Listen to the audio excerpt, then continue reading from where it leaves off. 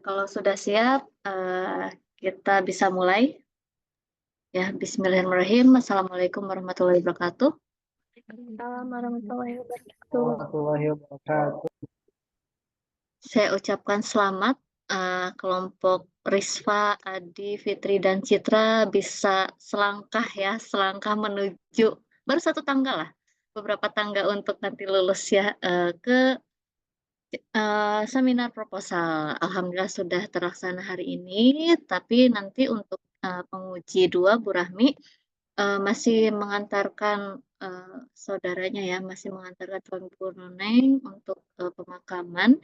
Jadi untuk yang penguji 2 bisa tanya jawab aja nanti ya. Nanti silahkan tolong hubungi Bu Rahmi, misal mau di Zoom lagi atau cukup tanya jawab saja. Kalau minta Zoom lagi nanti kami fasilitasi lagi.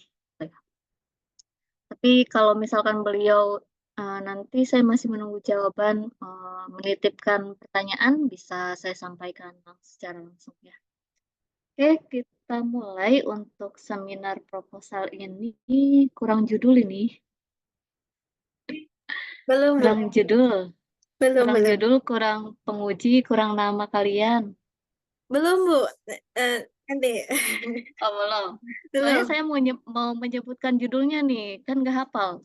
Baik, siap, Ibu. Oke, ya.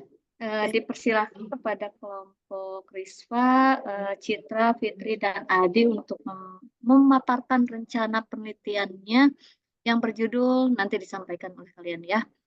Pembimbingnya dihapus dulu karena belum ada pembimbing ya. Baik, siap, Ibu. Nanti. Waktunya maksimal 20 menit, dipersilahkan. Baik, terima kasih Ibu atas waktu dan kesempatannya. Izin Rizka buka. Bismillahirrahmanirrahim. Rabbi shrahli sadri wa yassirli amri wahlul 'uqdatam min lisani yafqahu qawli. Assalamualaikum warahmatullahi wabarakatuh. Selamat siang dan salam sejahtera bagi kita semua. Yang kami hormati Ibu Penguji, Ibu Rapika Ratik Sri Murni, STP MSI, beserta nanti Ibu Rahmi, Rispayani dari SPSI MT, dan juga rekan-rekan yang saya banggakan. Marilah pertama-tama kita panjatkan puji syukur kehadirat Allah Subhanahu wa Ta'ala yang mana atas berkat, rahmat, dan karunia-Nya kita dapat diberikan waktu dan kesempatan untuk hari ini dapat memaparkan presentasi seminar proposal oleh kelompok 5 Jumat 9 Mei 2025 dengan judul seminar proposal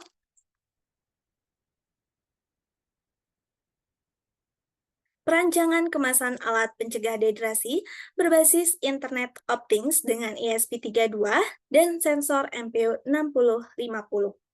Tentunya saya tidak sendiri, saya Rispa Chandra, bersama teman saya Citra Nadia, Fitri Adira, dan Adi Muad Wahidin.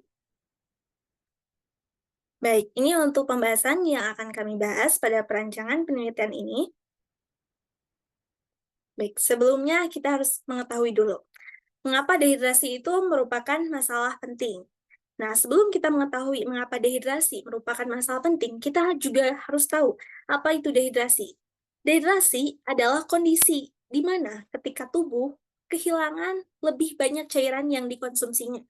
Dehidrasi ini bukan cuma soal haus, tapi ini juga berdampak serius.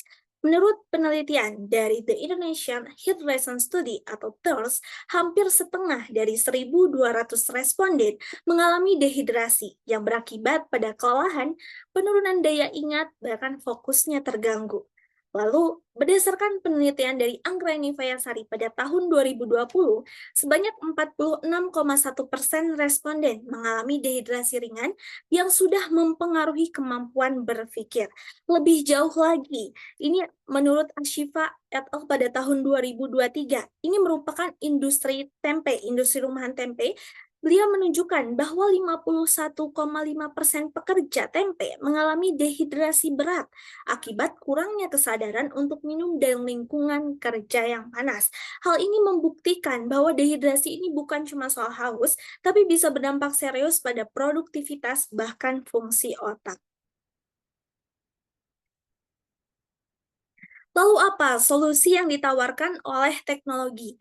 Ini dia jawabannya adalah Internet of Things atau IoT. Saat ini telah membuka peluang yang besar untuk membuat sistem yang terintegrasi. Kelompok kami sebelumnya pada Capstone Design telah mengembangkan suatu alat yang bisa mengingatkan kita untuk minum, suatu alat yang dikembangkan menggunakan ESP32 sebagai mikrokontrolernya dan sensor MPU 6050 untuk mendeteksi gerak. Namun, dalam proses awal pengembangan alat ini, kami menemukan suatu tantangan yang krusial menurut kami, yaitu bentuk dari kemasan dan alat yang belum menarik dan fungsional.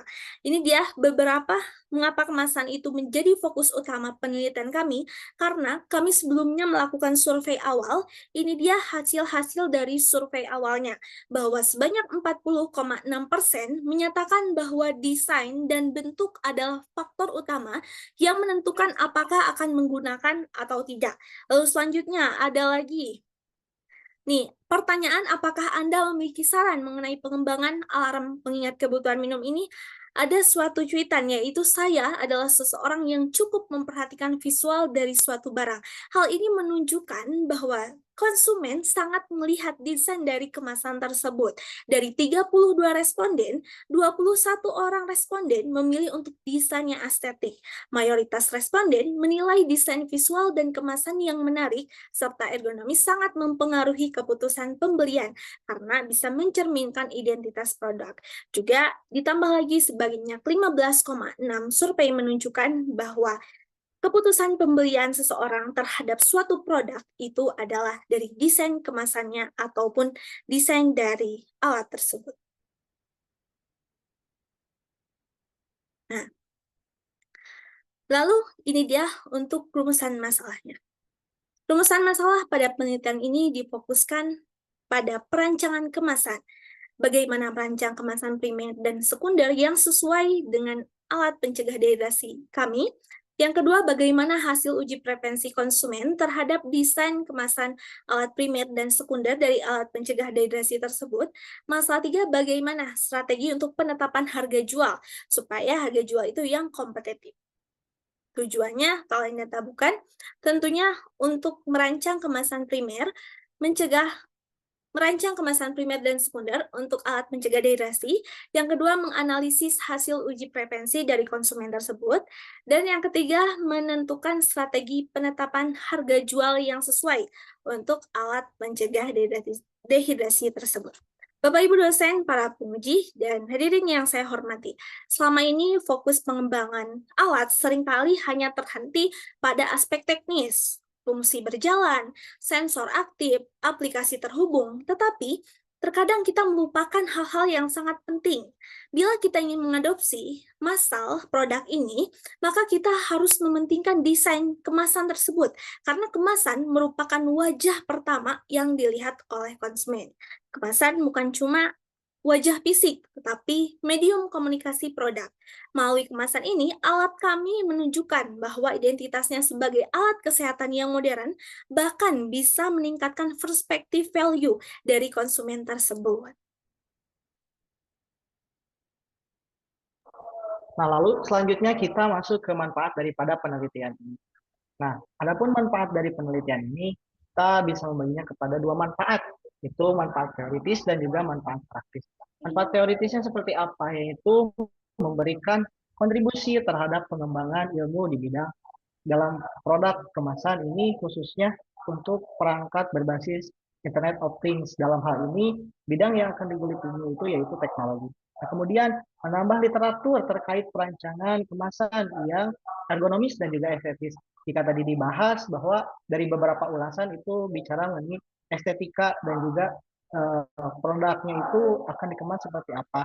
Nah, kemudian mengintegrasikan aspek visual, ergonomi, dan juga distribusi dalam kajian kemasan alat kesehatan. Nah, kemudian manfaat praktisnya menjadikan acuan dalam pengembangan desain kemasan alat pencegah dehidrasi yang aman, menarik, dan juga efisien. Lalu, mendukung kesiapan produk untuk tahap produksi dan pemasaran. Membantu industri kecil dan startup teknologi dalam memahami pentingnya desain kemasan sebagai nilai tambah suatu produk. Lalu meningkatkan branding dan efisiensi logistik melalui desain kemasan yang tepat, menyesuaikan desain kemasan dengan preferensi konsumen terkait visual, kenyamanan, dan keamanan guna meningkatkan minat pembeli. Nah, penelitian ini juga bertujuan membantu industri untuk terus berkembang pesat. Nah, maka dari itu kita masuk ke pembahasan selanjutnya bicara mengenai ruang lingkup penelitian. Next. Nah, ruang lingkup penelitian, dalam ruang lingkup penelitian ini memiliki ruang lingkup yang dibatasi untuk memastikan fokus yang jelas dalam proses perancangan kemasan untuk alat mencegah dehidrasi. Nah, pada perancangan kemasan, ini difokuskan menjadi kemasan primer dan juga sekunder untuk alat mencegah dehidrasi tanpa mengembangkan atau memodifikasi fitur teknis dari alat itu sendiri. Lalu material kemasan yang digunakan disesuaikan dengan kebutuhan pelindungan alat elektronik serta mempertimbangkan kelayakan produksi secara berkelanjutan. Nah, lalu metode perancangan kemasan yaitu dengan analisis SWOT untuk proses benchmarking dan metode statistik non-parametrik. Selanjutnya, penelitian ini tidak mencakup proses produksi, massal distribusi, dan pemasaran secara luas, melainkan hanya sebatas pengembangan prototipe. Survei preferensi konsumen dibatasi pada responden dengan latar belakang pendidikan tertentu dan tidak mewakili populasi umum secara nasional. Nah, perhitungan harga jual tidak mempertimbangkan faktor eksternal seperti fluktuasi harga pasar, kebijakan pajak, dan biaya logistik dalam skala yang besar.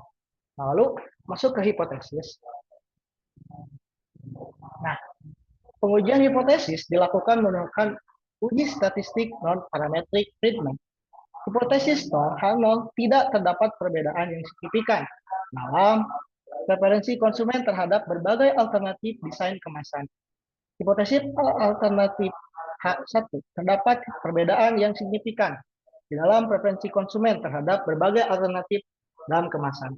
Keputusan terhadap hipotesis diambil berdasarkan nilai signifikan p-value yang dihasilkan oleh uji treatment.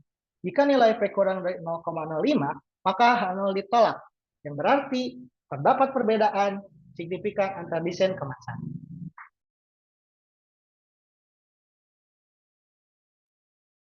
Baik, untuk yang selanjutnya ada metode penelitian. Bahan utama dalam penelitian ini terdiri dari dua komponen, yaitu produk alat pencegah dehidrasi dan material kemasan. Untuk produk penelitian ini, kami menggunakan alat pencegah dehidrasi berbasis ESP32 dan juga sensor MPU 6050 dengan aplikasi pihak ketiga yaitu Blink IoT. Lalu yang kedua ada kemasan. Untuk kemasan ini terbagi menjadi dua, yaitu kemasan primer dan juga kemasan sekunder. Untuk kemasan primer ini, penelitian kami ini menggunakan bahan EvaFoam dengan kriteria bahan lentur, ringan, dan mampu menyerap guncangan. Tujuannya adalah untuk menjaga agar posisi dan juga posisi dan kondisi alat tetap stabil, aman dari guncangan, dan juga tidak bergeser ketika di dalam kemasan. Lalu yang kedua ada kemasan sekunder. Penelitian kami ini menggunakan karton ipori dengan ketebalan 400 GSM. Karton ipori ini dipilih karena bahannya yang kuat, teksturnya yang lembut, juga karena tampilannya yang profesional. Tujuan kemasan sekunder ini adalah untuk memberikan informasi produk seperti logo, nama produk, untuk informasi produk lainnya.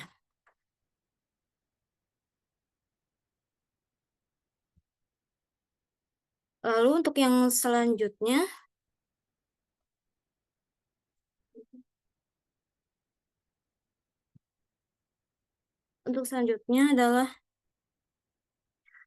ada peralatan penelitian. Peralatan yang digunakan dalam proses penelitian kami ini terdiri dari perangkat keras maupun perangkat lunak sebagai berikut. Yang pertama, alat ukur. Alat ukur di sini digunakan untuk mengukur suatu benda seperti untuk mengukur produk alat, untuk mengukur buku panduan, dan juga untuk mengukur kabel charger. Lalu yang kedua ada laptop. Laptop digunakan untuk proses desain, untuk proses simulasi, dan juga untuk proses analisis data. Lalu yang ketiga ada software Adobe Illustrator, digunakan untuk membuat desain grafis kemasan seperti layout, logo, warna, dan juga informasi produk lainnya. Lalu yang keempat ada software Adobe Photoshop, digunakan untuk membuat mockup kemasan dalam bentuk 3D. Lalu yang kelima ada software SPSS, digunakan untuk mengolah data preferensi konsumen. Lalu untuk yang selanjutnya, penelitian ini dilaksanakan di 2 lokasi utama, yaitu laboratorium dan ruang dokumentasi. Juga penelitian ini dilaksanakan pada bulan Mei hingga bulan Juni 2025 yang mencakup tahap perancangan hingga finalisasi kemasan produk. Untuk yang selanjutnya ada prosedur penelitian. Penelitian ini terdiri dari 6 tahapan utama. Yang pertama ada identifikasi masalah, yang kedua ada studi literatur dan benchmarking, lalu yang ketiga perancangan desain, yang keempat pengujian desain kemasan, yang kelima ada finalisasi kemasan, dan yang keenam ada penetapan harga jual. Untuk lebih jelasnya ada di dalam gambar flowchart sebagai berikut.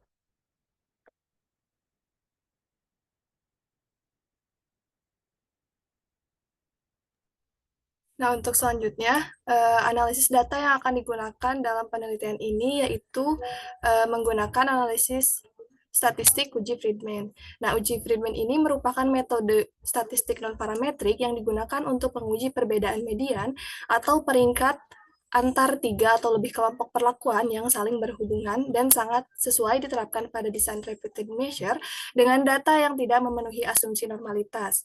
Nah, dalam penelitian ini, setiap responden itu akan diminta untuk memberikan skor peringkat terhadap desain-desain kemasan berdasarkan preferensi mereka. Nah, nilai tersebut akan diuji menggunakan uji Friedman untuk mengetahui apakah terdapat perbedaan signifikan antar desain berdasarkan skor yang diberikan. Nah, untuk langkah-langkahnya itu yang pertama, menyusun data skor preferensi dalam bentuk tabel per responden. Yang kedua itu menghitung rata-rata peringkat untuk setiap alternatif desain. Nah, yang ketiga itu menghitung nilai statistik Friedman. Nah, untuk pengolahan datanya itu menggunakan bantuan software SPSS. Nah, selanjutnya itu ada analisis deskriptif. Nah, analisis ini mencakup perhitungan rata-rata skor, distribusi frekuensi, nilai minimum dan maksimum dari masing-masing alternatif desain. Nah, kedua pendekatan kombinatif ini memberikan dasar yang kuat dalam pengambilan keputusan mengenai desain kemasan yang paling disukai oleh konsumen.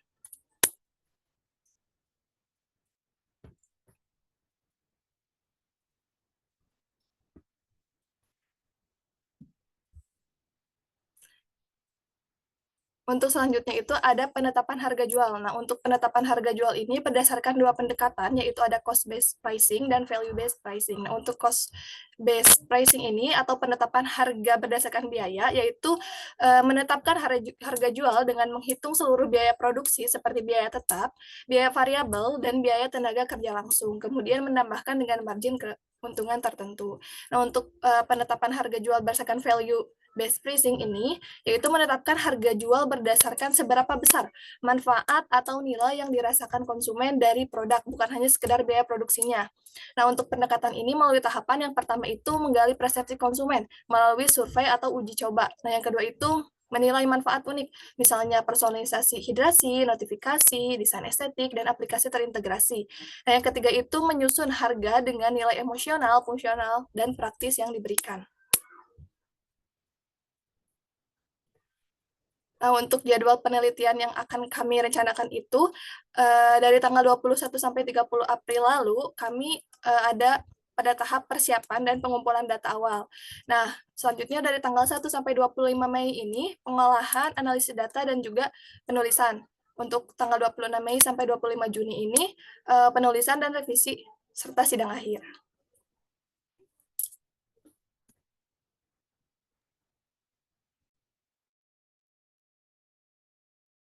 Baik, terima kasih. Ini dia lampiran untuk posisi penelitiannya. Perbedaan yang paling signifikan untuk posisi penelitian dari kami, itu kami menggunakan metode statistik non-parametrik, di mana melihat pada posisi penelitian yang lainnya itu menggunakan analisis SWOT.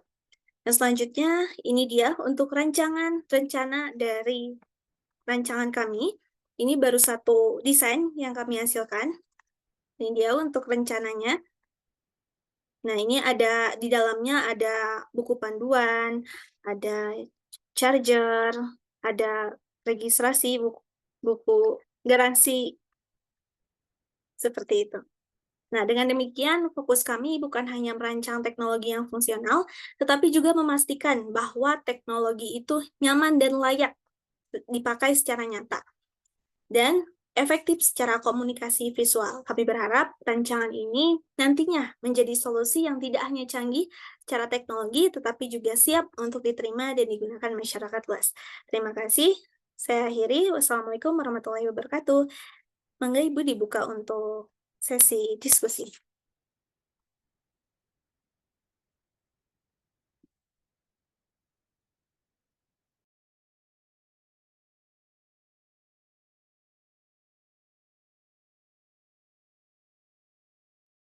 Ya, terima kasih. Oh, ada yang bergabung nih, Restu, lumayan. Ya, ya teman-teman tadi untuk coba lihat lampirannya ada apa aja. Sisi penelitian, posisi penelitiannya, and then rencana bentuk alat kemasan. Terus Ini sudah. panduannya ya, gitu Bu. Oke. Kalau saya lihat di latar belakang, kan kalian ada hasil kuesioner ya? Bu. Ada hasil kuesioner. Sebenarnya yang paling penting tuh apa? Yang paling diperhatikan tuh apa? Yang paling besar kalau dari data ini? Kemudahan pengguna 78%-an ya. Betul, betul. Ya, Bu. Kemudahan pengguna kalau desain dan ukuran berapa persen? 46,6%. Berapa tadi? 40,6% ya. Ibu, betul. 40,6%. Oke. Jadi kalian menonjolkan gimana caranya kemasan ini harus didesain, gitu ya? Betul, Bu. Karena kalau untuk kemudahan pengguna, ini insya Allah udah mudah gitu, Bu. Menurut siapa? Menurut kami. Ya, jangan menurut kalian. Berarti kan yang kemarin terakhir diuji tuh alat kalian belum sampai ke pengguna user ya? Udah, Bu. Udah Udah. kan? Di situ ada apa saja pertanyaannya untuk pengujian produknya? Ini tuh bukan yang kalian ukur kan? Misalkan produk kalian itu gimana sih? Tolong nilai dong desain dan ukurannya.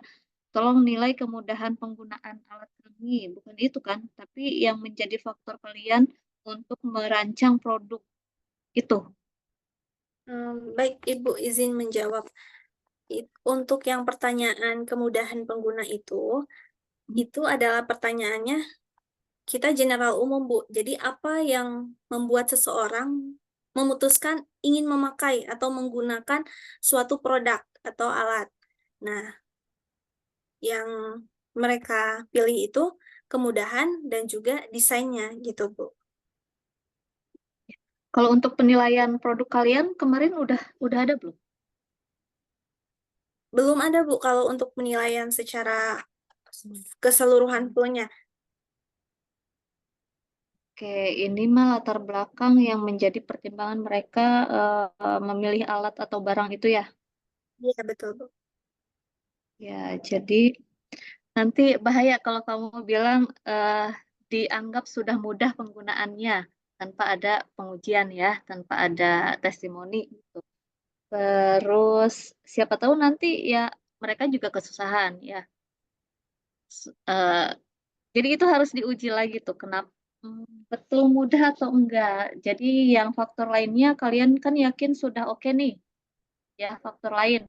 Dari kemudahan penggunaan kalian yakin oke. Terus fitur tambahannya notifikasi udah pede juga. Bisa. Udah diperbesar, suaranya dicoba diperbesar, Bu, atau Oke. berubah bentuk lampu LED-nya. Harga Harganya sekarang kita rancang ulang, Ibu. Kalau yang kemarin itu kita patok di 250-an. Terus apakah sesuai kebutuhan? Harusnya sih sesuai ya. Jadi pertanyaan-pertanyaan ini nanti yang harus kalian gunakan yang akan kalian gunakan di pas ini ya, validasi ya, atau evaluasi tahap apa yang akan kalian? Baik, izin menjawab Ibu. Uji preferensi dulu. Jadi nanti kita membuat 3 desain. Jadi 3 desain itu diuji preferensi. Nah, nanti dipilih sama konsumen mana yang paling baik atau mana yang paling favorit untuk desainnya. Nanti kalau menggunakan uji analisis Bigman tadi. Jadi kita meranking gitu untuk desain yang paling tinggi itu yang kita cetak gitu, Bu. Tapi sebelumnya kita sudah mensurvei untuk harga-harganya. Jadi nanti sekalian juga untuk harga pasti itu kita diuji preferensi juga. Seperti itu, Bu. Ya, berarti tahapannya apa saja?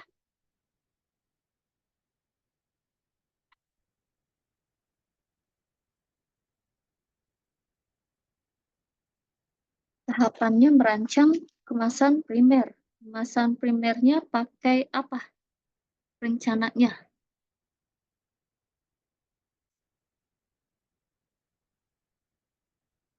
Baik. Untuk kemasan primernya itu rencananya menggunakan Evapom, Ibu. Karena ini bahannya tebal juga.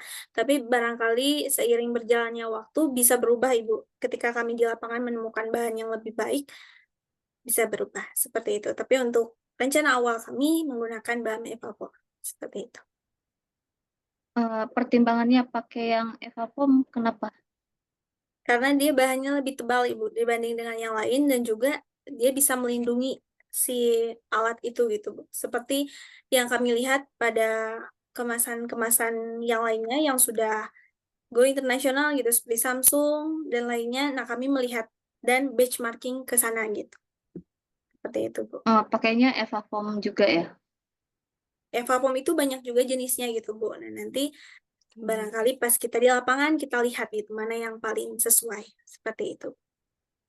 Oke, nanti kalian cari penelitian tentang pengaruhnya ya. Pengaruhnya sudah ada penelitiannya penggunaan kemasan primer khususnya Evapom ini terhadap keamanan produk berarti ya, keamanan produk.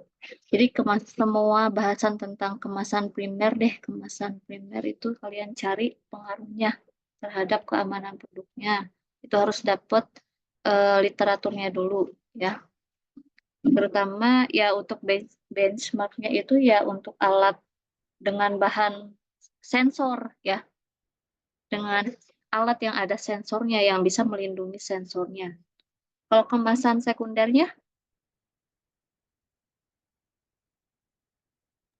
Karton Ivory Karton untuk Ivory. kenapa pilih yang karton ivory?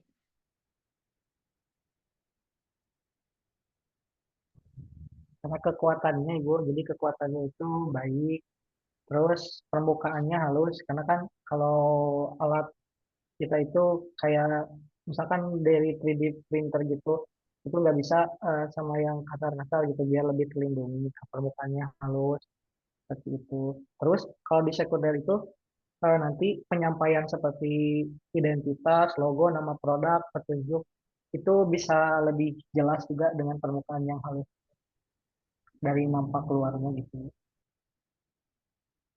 Ya, berarti rencananya di tinjauan pustaka mau ada apa aja?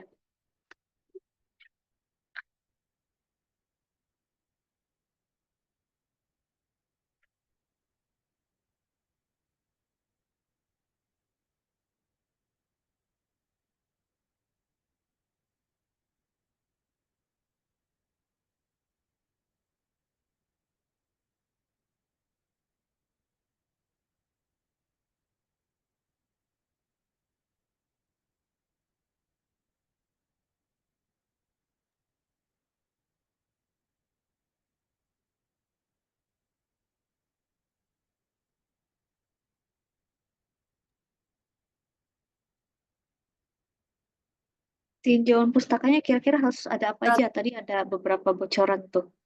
terkait kemasan primer, kemasan Hmm. sekunder kayak gitu. Terus eh, penggunaan kekuatan dari setiap materialnya, pemilihan materialnya. Kemudian ada dari segi desainnya seperti indikator-indikatornya kayak warna, bentuk, dan juga ukuran-ukuran serta informasi produknya. Terus apa lagi?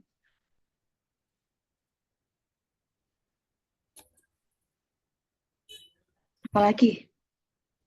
Uji metode statistik non-parametriknya juga, Bu. Karakteristik ininya ya, sensornya ya, tambahkan ya. Baik, siap. Karakteristik sensornya, karena kalian untuk bisa mendesain itu harus tahu bahan yang akan kalian kemas. Nah, apakah betul bahan kemasannya tadi misalkan foam ataupun ivory itu bisa menahan guncangan atau Bu Rahmi sudah datang. Bu Rahmi izin Ya, duluan. ya Bu. Gimana mau siapa Udah Ibu? pulang, Siapa Bu. dulu? Wah, Aku dulu ini saya sebentar. izin out jam sana masuk jam sini. Aduh, Nanti balik lagi jam 6. kasihan sambil kuliah. Oke, Bu, saya Ya, dulu deh supaya fokus ke Zoom satu dulu. Oke, ya karakteristik Gimana Bu? sensornya ya. Ibu dulu bantu Ya, ya. Nanti ah, kalau Gira ah, saya tanya, hubungi saya aja Bu ya. siap. Betul Siap. nuhun, Brahmi. Karakteristik sensornya tadi ya, jadi seberapa sensitif sensornya itu ya, apalagi apa dia sensitif terhadap gerakan ya, suhu maksimalnya dia sampai ke titik sensitif itu berapa, itu harus tahu. Paling penting kemana? Guncangannya berarti ya? Guncangan ya, ketahanan terhadap sensornya sih, sensor di sini. Terus apa ya? Pertimbangkan juga aspek keberlanjutannya ya dalam desain suatu produk, dalam desain suatu kemasan. Jangan sampai kita pilih ivory nih, tapi ternyata dia susah didaur ulang misal. Ya, perhatikan aspek keberlanjutannya, limbah energinya, atau kalian pakai kalau misalkan sekarang kan styrofoam misalnya makanan. Styrofoam kan ternyata susah didaur ulangnya, malah jadi sampah yang susah diolah malah ya. Malah jadi ada penyesalan juga yang menciptakan styrofoam gitu. Ya, diperhatikan aspek keberlanjutannya. Terus tadi berarti kalian pakai ini, pakai hipotesis. Ada hipotesis yang mau dipecahkan. Perbedaan signifikan dalam preferensi konten.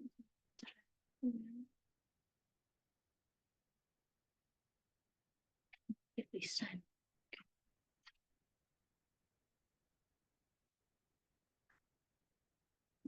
Banyak pertanyaannya, tapi karena sudah satu ini kemana-mana. Ya, karena kalian juga di teknik industri nih, ya, di teknik industri kalian harus memperhatikan pendekatan ergonominya, pendekatan ergonomi dan juga desain industri. Jadi keberlanjutannya dapat, tapi perhatikan juga yang pendekatan ergonomisnya. Terus ya itu harus dipastikan apakah kemasan yang dirancang itu tahan ya terhadap suhu ekstrim misalkan atau tahan terhadap benturan.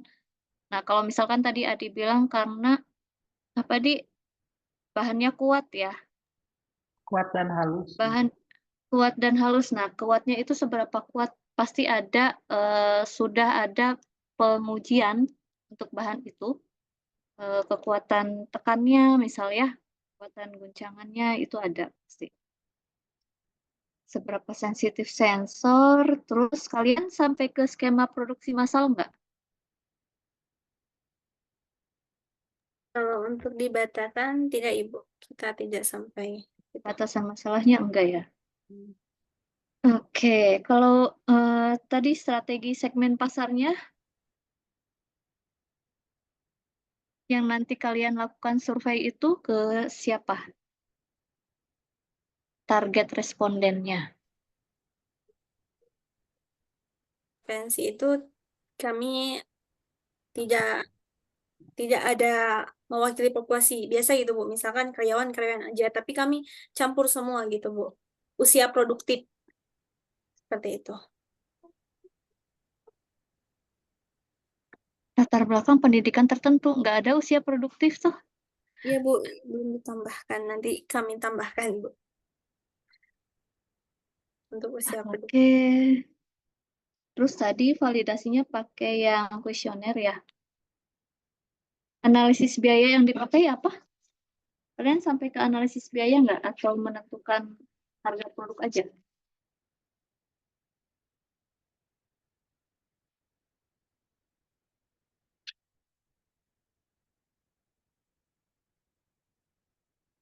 Oh, harga jual.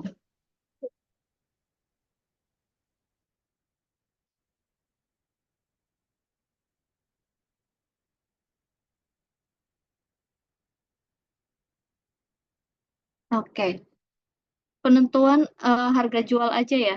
Nggak sampai analisisnya udah ya yang kemarin ya. Kemarin udah berarti tinggal ditambah biaya kemasan. Yang kemarin jadinya berapa sih per pieces? 271 Ibu. 271 sampai hitung BEP nggak? Sampai Bu. Berapa BEP-nya? Apa masih ingat nggak?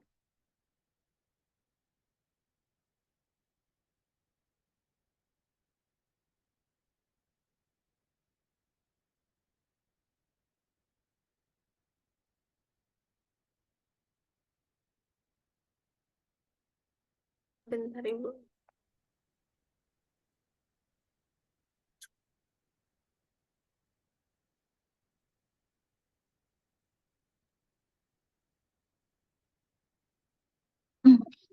Skip aja deh. Tadi penentuan harga jualnya kalian pakainya metode apa?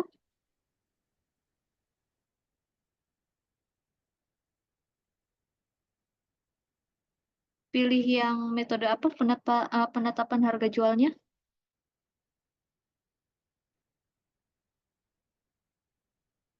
Cost Apa? Untuk penentuan harga jualnya itu kita menggunakan cost based pricing dan juga value based pricing, Ibu. Pricing. Kenapa pilih dua? Kalian masih ragu atau gimana nih?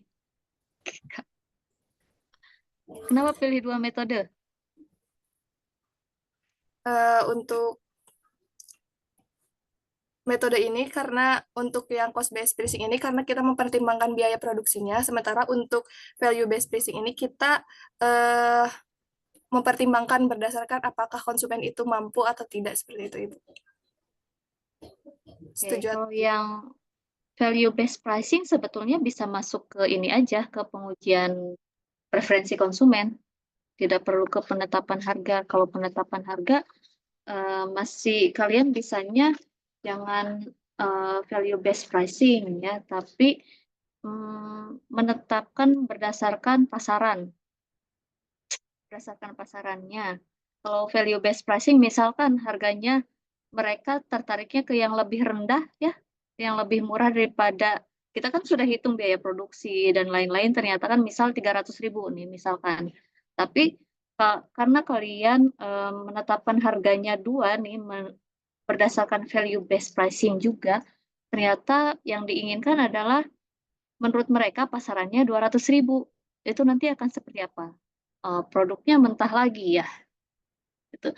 Jadi bukannya sebelumnya udah ada ini enggak sih ke konsumen? Udah kan harga?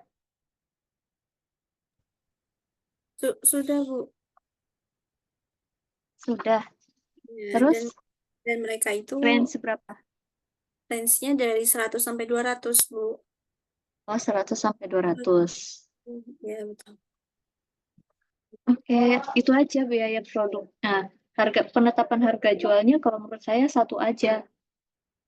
cost based pricing. Tapi kalau yang ini, yang metode yang kedua itu bisa masukkan ke kuesioner, ke kuesioner.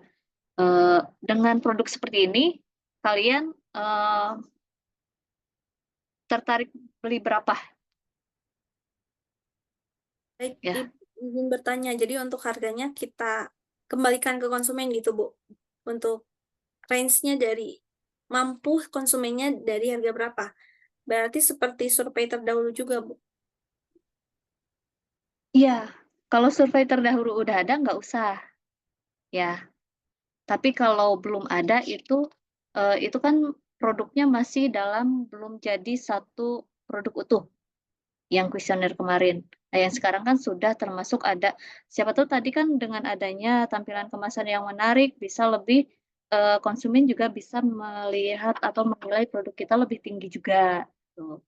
Ya. Terserah kalian kalau misalkan masih mau melakukan uji ya, survei pasar lagi harganya, itu bisa dimasukkan ke kuesioner. Tapi kalau sudah cukup yang kemarin, ya sudah tinggal kalian tetapkan harga jualnya, kita hitung modal dulu aja. Karena kalau pasaran juga kan pakai yang sensor IoT ini belum banyak juga. Mungkin untuk benchmark-nya tidak bisa kalian tetapkan sesuai dengan produk-produk yang sudah ada. Gitu. Jadi tetapkan menurut cost based pricing-nya aja, atau ditambahkan markup pricing kan bisa. Markup misalkan kalian total produksi biaya produksinya 200.000. Kalian mau markup tambah 10% itu bisa, ada metodenya itu juga. Ya. Ya, Bu. Oke, next. Untuk yang, aduh tadi tuh analisis deskriptifnya, bukan deskriptif, pengujian statistiknya ada yang mau saya tanyakan, lupa. Eh, lupa sebentar, coba cek di catatan dulu. Oh iya, skala penilaiannya untuk di kuesioner rencananya mau pakai skala apa?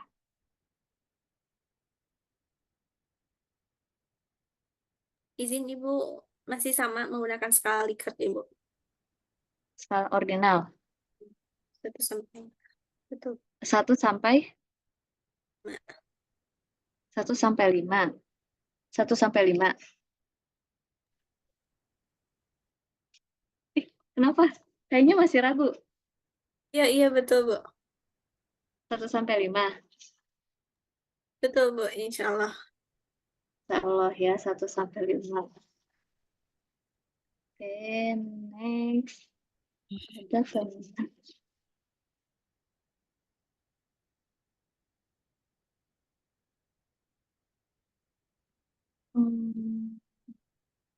Itu aja lah, cukup dulu. Nanti mungkin habis Bu Rahmi ada terinspirasi lagi, ada yang kurang, ditambahkan di akhir lah. Baik, siap Ibu. Aja Terima kasih, dari Ibu. saya. Terima kasih Bu Rahmi. Sudah ready Bu Rahmi? Ya, sudah. Terima kasih sudah selesai Bu di jam 11. Ternyata pas saya Ya. kembali sudah beres. Alhamdulillah. Mohon Alhamdulillah. masukannya Bu Rahmi. Ya, eh ya teman-teman, saya dengar teman-teman sudah berhasil pakai aloe ya di Sinta 3 ya, alhamdulillah ya. Ya, untuk Sinta 3 LOA-nya itu judulnya apa? Sama seperti ini judulnya. Perancangan alatnya, Bu. Kan kalau ini kita perancangan kemasan untuk tugas akhir. Kalau untuk di jurnal itu perancangan alatnya. Beserta analisis statistiknya. Judulnya perancangan apa? Tapi sama kayak gini, perancangan kemasan alat pencegah atau perancangan alat langsung. Perancangan alat, Ibu. Oh, perancangan alat pencegah dehidrasi dan lain sebagainya gitu. Yang Oke. caption design, Ibu. Kalau untuk yang di LOA kan. Oke. Ini perancangan kemasannya. Betul, Bu. Untuk sana kemasannya. Bisa izin share screen, Ibu. Ini untuk ini untuk rencana dari perancangan kami. Jadi ada perancangan sekunder dan juga perancangan primernya.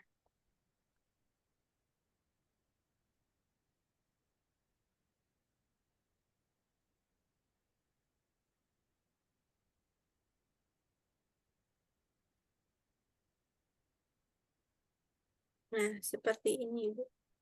Jadi kita sudah ini rencana untuk rancangannya. Jadi di dalamnya jadi memang produk yang siap diproduksi gitu, Bu.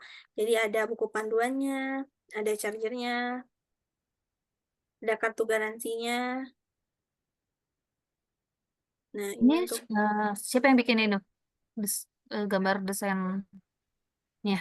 kami, Bu. Kami sambil belajar Nanti lagi. direction. Oh, tunggu. Yang kalian jual tuh berarti alatnya berarti ya? Yang langsung ditempelkan nggak sama tumblernya? Enggak, Bu, enggak sama tumbler. Ya, ada strapnya juga di dalam sini. Ini ada tempat strapnya. Jadi kita jual alatnya aja gitu, Bu. Jadi nanti bebas untuk konsumen menempelkan di tumbler manapun. Ya, tadi yang primer sekunder bedanya apa itu? Kalau untuk ini, Bu, primer, kita menggunakan bahannya, Ibu.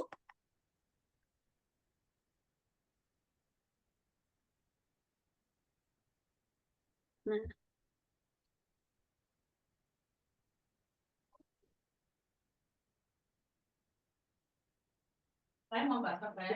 Enggak mah. untuk primernya, Ibu.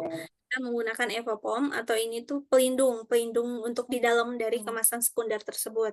Jadi tempat-tempat yang tadi, Bu, tempat alatnya yang alat tadi, charger tadi, jadi dilindungi oleh kemasan primer atau kita menggunakan bahannya Evapom untuk rencananya.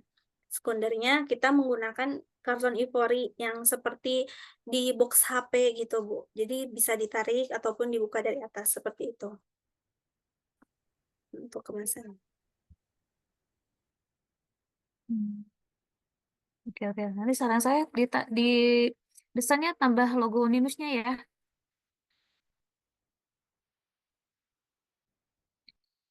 Suara cuma masih di mute. Baik, siap, Bu. Di semua Ya, maksudnya ditambahkan di kardusnya, Bu, atau di semua alatnya dikasih logo Indonesia. minimal di kardus ya minimal ya. Kalau bisa di semua alat ya lebih bagus gitu. Lebih bagus sih di semua alatnya ya, biar ada ciri khasnya memang produknya produk Unlinus. Kalau bisa di semuanya kalau bisa ya teman-teman ya. Baik, Gitu. siap, Bu. Oke. Ini teman-teman akan menguji uji preferensi konsumen terhadap desain kemasan primer dan sekunder dari pencegahan dehidrasi. Jadi diuji ulang, bikin ujian terhadap kemasan berarti ya. Betul, Bu. Jadi rencananya kita ini akan menggunakan 3 rancangan desain. Jadi 3 rancangan desain itu nanti kita uji ke konsumen, rancangan mana yang paling menarik bagi konsumen. Jadi ada yang penutupnya itu dari kemasan sekundernya, ada yang dari atas dibukanya, ada yang bisa digeser ke samping, ada juga yang dia bisa dari dua-dua sisinya dibuka gitu. Untuk rancangan kami, untuk rencananya gitu, Bu, baru rencana. Nah, kalau yang sudah kami lampirkan tadi, itu dari samping dibukanya, seperti itu, Bu. Jadi nanti kita akan menguji kepada konsumen, mereka lebih suka yang mana, seperti itu. Oke. Nah, tadi terkait dengan survei, tadi saya lihat kan di pendahuluan ya, kalau teman-teman sudah mengambil survei ya. Nah, sebaiknya teman-teman saran saya ketika di latar belakang itu hasil surveinya diolah teman-teman. Diolah itu artinya tidak langsung kayak di screenshot seperti ini. Screenshot apa yang paling Anda perhatikan saat memilih alat barang, pilih semua yang relevan atau pilih semua yang relevan. Kayak gini, tapi langsung dibikin grafik teman-teman. Jadi langsung aja judul grafiknya itu adalah hasil survei eh, pemilihan alat atau barang gitu judulnya. Jadi si pertanyaan itu tuh menjadi judulnya, tapi bukan berupa tanda tanya, tapi berupa kesimpulannya hasil survei gitu kan. Nah, langsung bikinlah grafiknya mau ke samping, mau ke atas itu bebas, tapi tidak berupa screenshot gitu. Jadi kalau mau seperti ini ya teman-teman di lampiran gitu ya. Maksudnya kelampiran kalau mentah kayak gini gitu. Tapi kalau sudah masuk ke latar belakang atau ke dalam mode bab, mau di bab 2, bab lanjutnya tetap hasil olah data intinya gitu ya. Jadi eh, sama bawahnya juga tuh yang 16. Apakah Anda memiliki saran mengenai pengembangan alarm pengingat kebutuhan minum? Nah, kayak gitu juga sama. Teman-teman nanti diolah juga, hasilnya aja disimpulin aja, mungkin banyak kan masukan dari konsumen seperti apa, nah masukannya disimpulkan seperti apa, jadi kebanyakan menghasilkan apa gitu. Jadi di screenshot seperti ini gitu ya. Nah, untuk kalau bentuknya kaku jadi masih bau-bau, nah itu kan sebenarnya itu masih lampiran, tapi teman-teman olah kembali jadi bahasa lebih ilmiah lah ibaratnya ya. Baik. Siap, Ibu. Terus latar belakang ini pun teman-teman bisa tambahkan dengan teori terdahulu, sudah ada state of the art-nya. Ya, ini Bu. Mantap. Ya, saya lihat laporannya tadi.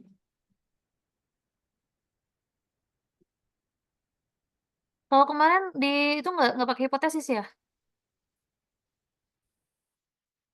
Kalau yang berarti teman-teman ini rajin sekali berarti ya ngambil tema baru gitu Bu Rafika ya?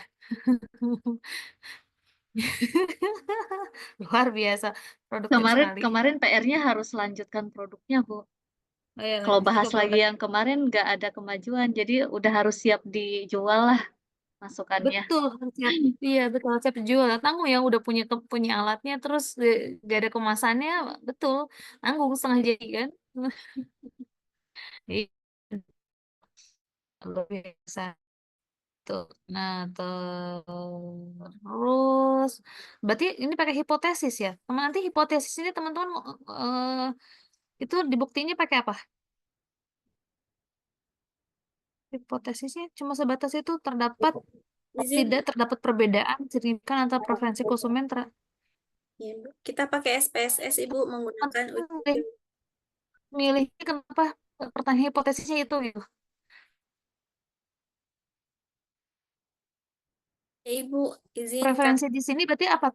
Persepsi gitu maksudnya. Izin Ibu, nanti untuk uji film kita pakainya uji Fieldman, nah di mana pakai skala, nanti kita skalanya 1 sampai 5, skala ordinal biasa, nah terus nanti kita olah datanya pakai SPSS juga Ibu. Jadi nanti menunjukkan signifikan atau tidaknya di SPSS. Seperti itu Ibu. Berarti preferensi di sini apanya yang diukur? Preferensi itu berarti hasil dari masukan konsumennya atau Iya Ibu, persepsinya? betul Ibu. Jadi kan kalau uji Fieldman itu dia perankingan Ibu. Kita tadi bikin 3 desain.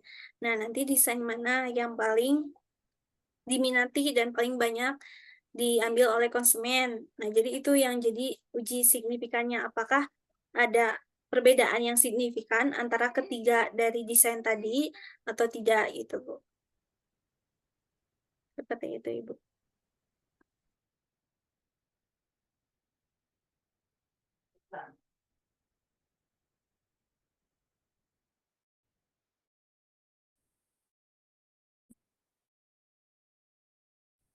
Ya, teman-teman sedang hitung 271. Menurut teman-teman itu kemahalan nggak sih? Atau cukup menurut teman-teman?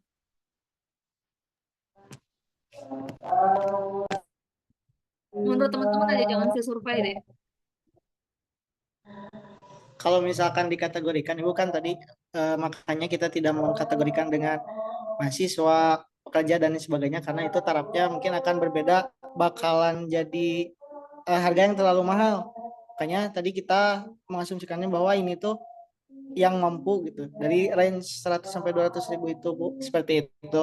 Jadi memang di harga segitu tuh dengan kemampuan yang memang oh ini dengan harga segitu for it dan udah tidak ada pertimbangan jadi bukan untuk kaum mendang mending lagi Bu gitu. Makanya tadi diasumsikan bahwa ini tidak diindikatorkan ke beberapa kelas lah untuk segi harganya gitu. Tergantung kalangan gitu ya. Coba saya pengen tahu modal teman-teman itu kalau tanpa berapa harga membuat alat itu? Modal keseluruhan alatnya ya, Bu. Iya, Itu betul. kita di 250-an, Ibu. 250.000. Emang sudah Ya. mahal ya? Iya, betul, Bu. Kita juga waktu itu, iya, ya gitu lah, Bu. Iya, dari alatnya juga sudah mahal, sudah lumayan gitu kan ya. Dari modalnya juga. Berarti kalau keuntungan 10% pun 275 ibaratnya. Lumayan sekali ya, lumayan gitu. Nah, pertanyaan saya, apakah dari alat-alat yang teman-teman tadi 250.000 itu ada nggak teman-teman yang bisa ganti spare part-nya atau bahannya, tapi tidak mengurangi kualitas, tapi lebih murah? Bisa nggak? Mungkin nggak saya tanya? Kalau untuk alat Bu dari segi kegunaan sebetulnya memang memungkinkan, cuman dalam beberapa penelitian atau beberapa pengerjaan yang memang cukup panjang, kayak misalkan sekarang kita memakai buzzer nih ataupun LED notifikasi, nah itu sebetulnya komponennya bisa diganti yang memang langsung, jadi tanpa membeli dua komponen tapi langsung satu komponen yang ada notifikasi sama buzzernya. Namun harus riset kembali alatnya yang seperti apa, modelnya bagaimana. Tetapi untuk dari segi skala harga, misalkan yang asalnya kita harus membeli dua barang, itu bisa jadi satu barang. Dan itu pun harus dipertimbangkan, ini berkurangnya berapa ribu, seperti itu. Terus dari segi alat, kan kita pakai ESP. Karena memang sudah memakai ESP, jadi memang itu tidak bisa digantikan. Tapi sebetulnya bisa kita memakai Arduino sebagai penggantinya, dan nanti komponennya semuanya berubah lagi, tapi secara fungsi dan kegunaan tentunya bisa disandingkan, tapi tidak akan semutakhir yang memang dipakai di alat utama kita yaitu ESP ini gitu Bu. Coba saya mau tanya, kalau menggunakan Arduino itu kan lebih murah ya tadi tuh, bisa 50.000 kalau satu alatnya ya? Tergantung Arduino apa ya, maksudnya teh Arduino apa, kan banyak jenisnya ya. Nah, menurut teman-teman, apa sih kelebihan ESP ini dibanding Arduino?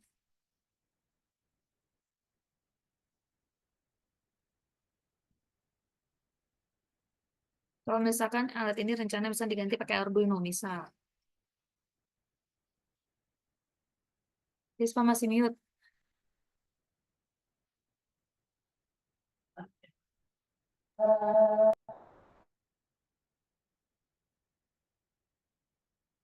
Masih mute, Rispa. Kalau untuk Arduino itu Bu, kelebihan ESP32 dibanding Arduino itu kalau Wi-Fi-nya Bu. Terus kalau Wi-Fi-nya kan kalau tidak perlu modul tambahan gitu Bu untuk koneksi internet. Nah, kalau misalkan Arduino itu harus ada tambahannya. Terus kecepatan prosesornya lebih tinggi kalau untuk ESP Bu. Kalau Arduino itu hanya 16 MHz, kalau ESP itu sampai 240 sampai 300 untuk kecepatan prosesornya. Gitu Bu. Kalau terus dia bisa menjalankan proses sekaligus dua kali gitu Bu. Kalau untuk ESP, kalau Arduino itu satu arah aja kalau untuk menjalankan proses. Terus ESP itu RAM-nya lebih besar, kalau Arduino itu lebih kecil gitu Bu. Harganya juga sebenarnya untuk Arduino klasik itu malah lebih mahal Bu. Itu bisa nyampe 500.000. Kalau Arduino yang 50.000 itu bisa dibilang Arduino KW yang keberapa gitu. Nah, ESP ini sebenarnya udah lebih harganya lebih terjangkau gitu. Fiturnya juga lengkap gitu kita Ibu. Kalau ESP harganya berapa?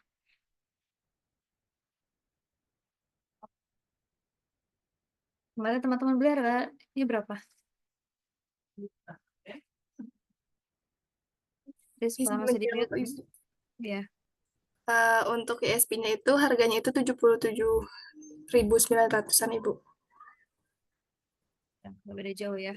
Arduino juga banyak jenisnya, banyak macamnya sih gitu. Cuma saya kemarin itu lihat mahasiswa teknik elektro, dia menampilkan berbagai macam jenis robot gitu ya, menggunakan Arduino yang harganya 50.000. Makanya saya membandingkan bedanya apa nih dengan ESP. Teman-teman kan mau lebih memilih ini gitu dibandingkan dengan. Dan ternyata teman-teman paham ya bedanya apa. Oke, jadi nggak beda jauh. Dan memang kalau diganti tadi di satu alat juga lebih bagus, lebih murah ya. Cuma memang butuh penelitian lebih lanjut lagi, Bro Vika, ya PR lagi buat mereka nanti. Ya, sementara bisa itu dulu aja kalau gitu. Nanti perbaiki lagi aja, perhatikan juga cara penulisan referensi, coba diperbanyak juga ya. Sekarang mencari referensi itu mudah banget ya. Lebih mudah cari referensi itu karena udah zaman canggih, teman-teman tinggal cari, ketik, terus baca referensi yang paling masuk yang mana, itu lebih mudah. Zaman dulu tuh masih perpustakaan dulu yang harusnya kita pergi ke perpustakaan daerah, perpustakaan pusat, kemana jadi buku. Kalau sekarang kan, wah banyak banget sekali ya. Jadi sebenarnya daftar pustakanya di perpustakaan bisa dari itu sebenarnya kan, karena sekarang tuh gampang banget cari referensi atau mencoba tuh, tapi kan membutuhkan itu semuanya. Itu makanya tugas teman-teman tuh jangan kan berempat tuh, jadi sebenarnya bisa saling melengkapi referensi, karena biasanya kalau orang tuh melihat dari referensi, kenapa referensi, oh berarti teman-teman ini lebih banyak membaca, berarti lebih banyak gambarannya, lebih tahu, lebih luas pengetahuannya. Jadi patokannya referensi itu penting, makanya minimal 10, paling minimal ya 10 gitu. Jadi sudah membaca 10 sumber lagi kalau bisa dari berbagai jurnal yang terkini yang 5 tahun terakhir biasanya. Jadi akan lebih terpercaya jurnal ini ya, terpercayalah laporannya. Mudah sekarang. Zaman dulu susah nyari 10 buku aja susah zaman dulu. Sekarang 10 buku tuh kecil banget, dalam waktu 1 menit 2 menit udah muncul itu. Nggak teman pilih ya mana yang paling sesuai. Ya. Itu saja dari saya, Bu Rafika. Baik, Ibu, terima kasih. Ada tambah lagi mungkin dari Bu Rafika? Ya, terima kasih Bu Rahmi. Ya, oke, inilah yang apa ya? Harusnya tahapan ini tuh memang sudah terlaksana di Gaps Design semuanya. Kalau kemarin kan di analisa keputusannya kalian masih menentukan mau pilih produk apa, gitu ya. Produknya ternyata dipilihlah dehidrasi dari beberapa alternatif pilihan proyek berarti ya. Nah, setelah itu dari analisa keputusan itu nggak bisa langsung berhenti ya. Tadi misal udah dipilih nih satu alatnya sensor pendeteksi dehidrasi. Kalian harus analisis lagi bahannya apa, sensornya ada berapa kriteria alternatif yang bisa dipakai. Misalnya nggak di Arduino, terus ESP, ada beberapa pertimbangan kan. Nah, masing-masing bahan harganya pasti berbeda, terus sensitivitasnya berbeda, fungsinya berbeda. Nah, harus ya setelah ada perbandingan itu baru dipilih satu produk unggulan ini. Anggap ini betul-betul produk unggulan kalian dari hasil membandingkan dengan beberapa bahan itu. Ya, kalau sekarang mau tidak mau kalian tinggal cari alasannya kenapa pakai ini, kenapa pakai ini, kenapa pakai ini. Itu udah harus keluar kepala itu. Udah harus hafal. Ya, itu saja sih PR-nya. Oke. Ya, dari yang hadir ada yang ingin ditanyakan mungkin Kang Adnan atau siapa nih, Gracia, Puri. Teh Husnul, ada yang ingin ditanyakan? Jangan tanya kapan semprot ya. Ya, kita berjuang bareng-bareng lah. Siapin persyaratannya teman-teman pasti bisa juga ke tahap seminar proposal. Yakin ya. Oke, kalau tidak ada lagi dari kelompok Rispa, ada yang ingin disampaikan sebagai penutup, silakan. Baik, Ibu, terima kasih banyak atas bimbingan dan arahannya, Ibu Kami dan Ibu Rafika. Dengan demikian, fokus kami bukan hanya merancang teknologi yang fungsional, tetapi juga memastikan bahwa teknologi ini layak dipakai secara nyata, menarik secara tampilan, nyaman secara bentuk, dan efektif secara komunikasi visual. Karena di zaman sekarang itu bukan hanya fungsional saja, tapi juga harus menarik secara visual dan produk itu harus menunjukkan identitas dirinya. Kami berharap rancangan jadi solusi yang tidak hanya secara teknologi, tetapi juga siap untuk diterima dan digunakan oleh masyarakat luas. Saya Rispa Chandra, pamit undur diri beserta kelompok 5. Terima kasih atas arahan dan bimbingannya. Wassalamualaikum warahmatullahi wabarakatuh. Waalaikumsalam warahmatullahi wabarakatuh. Ya, alhamdulillah telah terlaksana ya seminar proposal tim Rispa, Fitri, Citra, dan juga Adi. Terima kasih kepada Bu Rahmi selaku penguji dan saya sendiri selaku penguji. Dan ada audiens ya yang hadir, alhamdulillah Kang Adnan, Gracia, I don't know who ya, Husnul, juga semoga menjadi motivasi untuk kita semuanya untuk cepat-cepat lulus ya. Tapi jangan sampai dalam prosesnya kalian karena ingin cepat lulus, kualitas dilupakan, tidak ya. Saya inginnya produk-produk yang kalian hasilkan bisa berdampak minimal untuk Uninus, khususnya ya untuk lingkungan kita lah Indonesia ya. Terima kasih, mohon maaf atas kesalahan kata ataupun sikap yang kurang berkenan. Assalamualaikum warahmatullahi wabarakatuh. Terima kasih banyak, Ibu.